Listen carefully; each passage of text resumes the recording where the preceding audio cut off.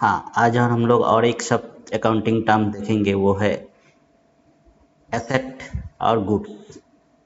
ये दोनों का बीच का डिफरेंस देखेंगे, एसेट्स और goods.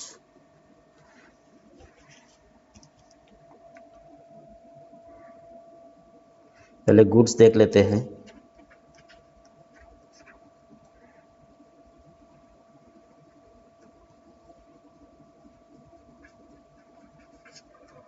Goods means any item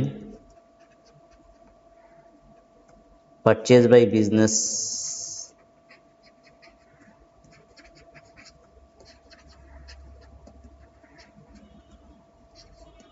for resale, जो रीसेल करने के लिए लाया है वो है, और for selling any items purchase by business for resale, sell करने के लिए, दोबारा बेचने के लिए। इसको हम लोग रीसेल नहीं लिख के सेल भी लिख सकते हैं, फॉर सेल।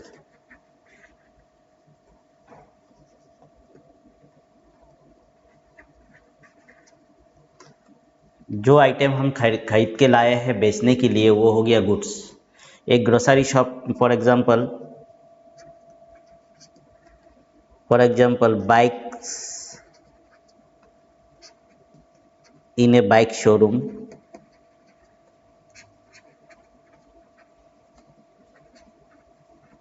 बाइक का शोरूम में जितना बाइक्स है, bikes in A bike showroom is goods. For showroom वालों के लिए ये गुड्स है, बाइक सब गुड्स है। फर्नीचर दुकानी के लिए फर्नीचर गुड्स है, फर्नीचर इन ए फर्नीचर शोरूम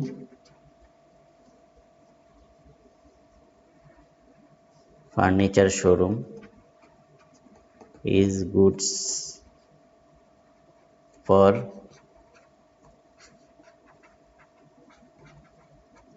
फर्नीचर शोरूम।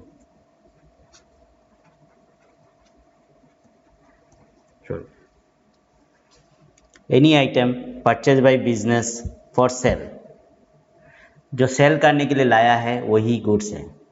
अभी मेरा यहाँ पे ये कंप्यूटर है, कंप्यूटर गुड्स नहीं है मेरे लिए, क्योंकि मैं ये कंप्यूटर को बेचने के लिए नहीं रखा हूँ, यूज़ करने के लिए रखा हूँ।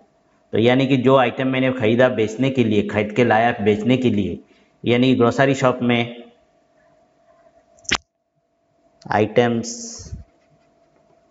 इन a grocery shop, grocery shop में जितना आइटम आपको दिखेगा बेचने के लिए, shops for sale are goods.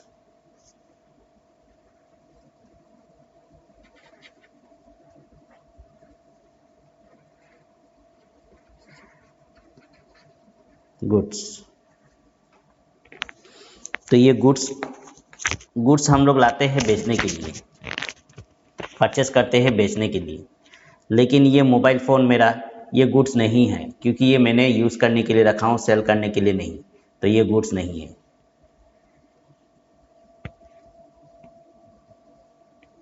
अब asset,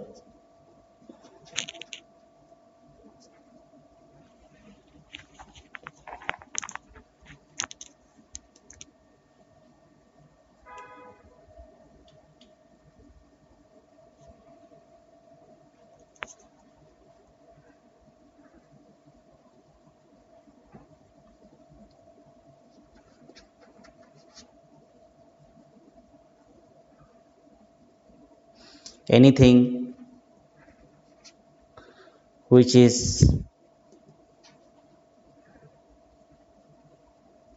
in possession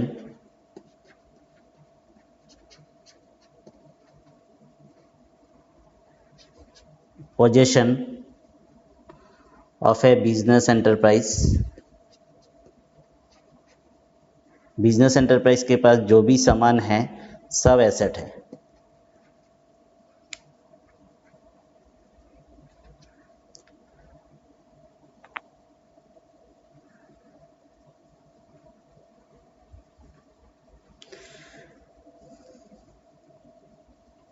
anything which is in possession of a business is asset of a business enterprise is assets. आपके आसपास में जो भी सामान है सभी एसेट है। एनीथिंग जो आपका काम आपका सामान है बिजनेस का जो भी है, जो भी सामान है सभी एसेट है बिजनेस के लिए। फॉर एग्जांपल एक मैं बाइक का शोरूम में गया, बाइक का शोरूम में जाके देखा उनका वहाँ पे फर्नीचर लगाया हुआ है तो फर्नीचर एसेट्स है, बाइक भी एसेट्स है, लेकिन ये गुड्स है। गुड्स और एसेट भी, गुड्स भी है एसेट भी है। तो मैं एसेट को दो पार्ट में डिवाइड कर सकता हूँ। एसेट्स को मैं दो पार्ट में डिवाइड कर सकता हूँ। गुड्स भी है अदर देन गुड्स, गुड्स के अलावा दूसरा कुछ। एंड इट इंक्लूड्स, एसेट्स में और एक चीज़ आता है वो है it includes any amount receivable, किसी से मुझे पैसा पाना है, रिसीवेबल बाय बिजनेस।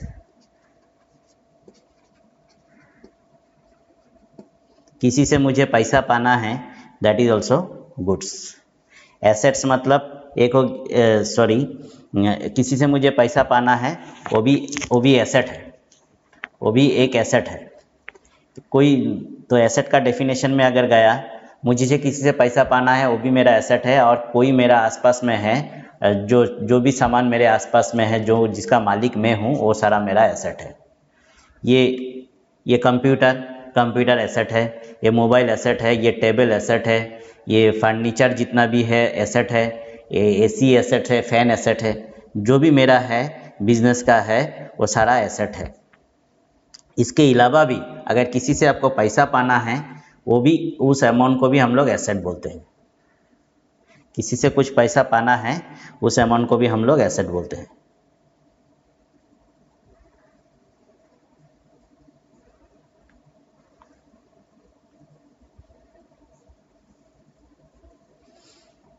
तो गुड्स और अदर देन गुड्स आपको समझ में आ गया। एसेट को दो क्लासीफाई कर दिया, एक हो गया गुड्स और हो गया अदर देन गुड्स। गुड्स के अलावा मतलब दुकान में जितने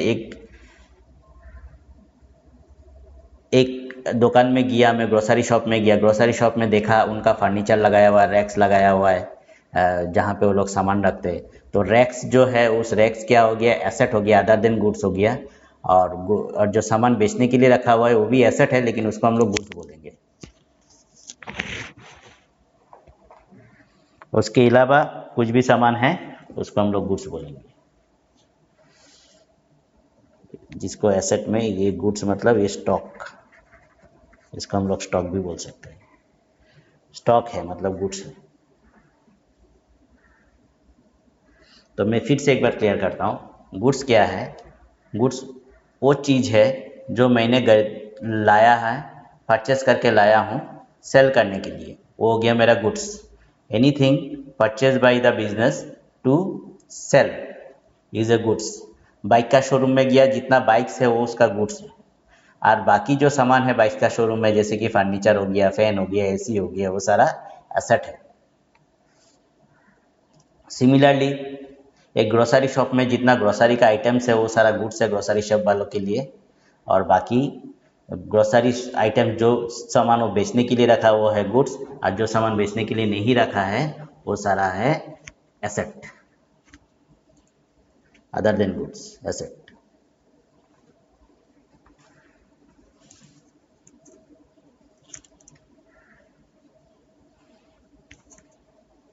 नेक्स्ट पॉइंट पे आता हूँ, next item, proprietor.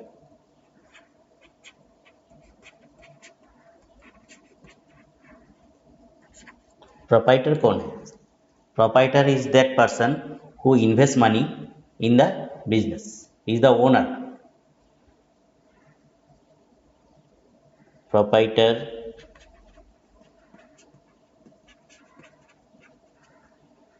is the person who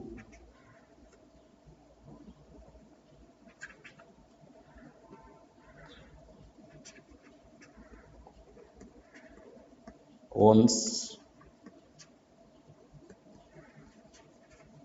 business. Proprietor is the person who owns business, जो बिजनेस का मालिक है वो है हु हैज़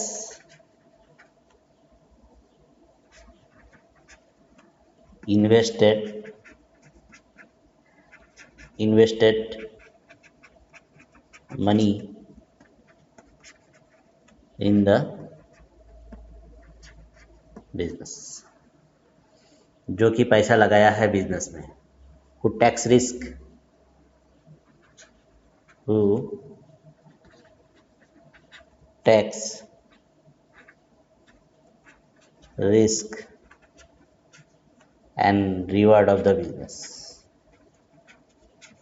वो रिस्क भी लेता है और बिजनेस का जो रिवार्ड है that is profit of the business, वो भी लेता है, रिस्क उठाता है और प्रॉफिट भी लेता है ऑफ द बिजनेस।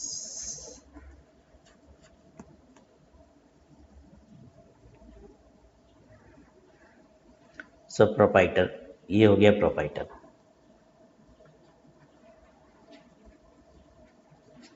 अब सेकंड टर्म एंटिटी। एंटिटी कौन है? Entity means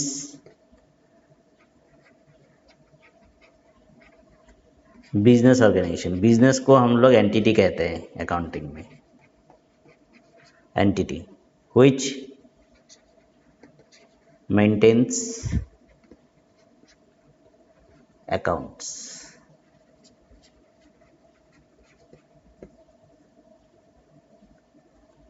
Entity, business entity is distinct.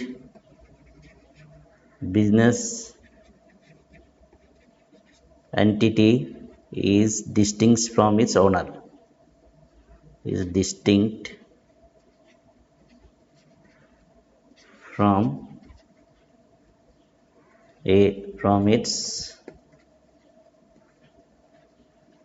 owner.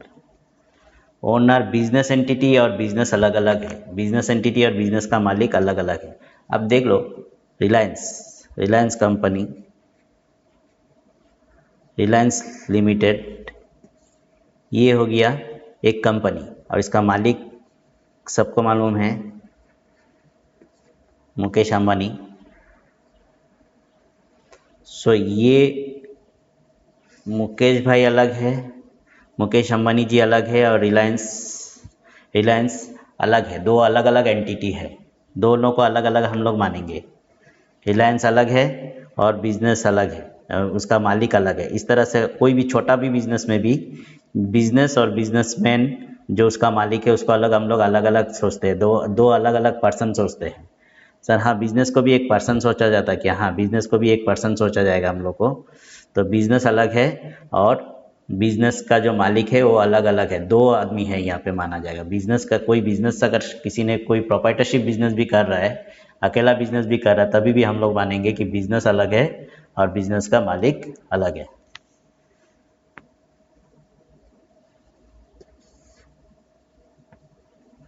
Business entity अलग है, एक एंटिटी अलग डिस्टिंक्ट है उसका ओनर से।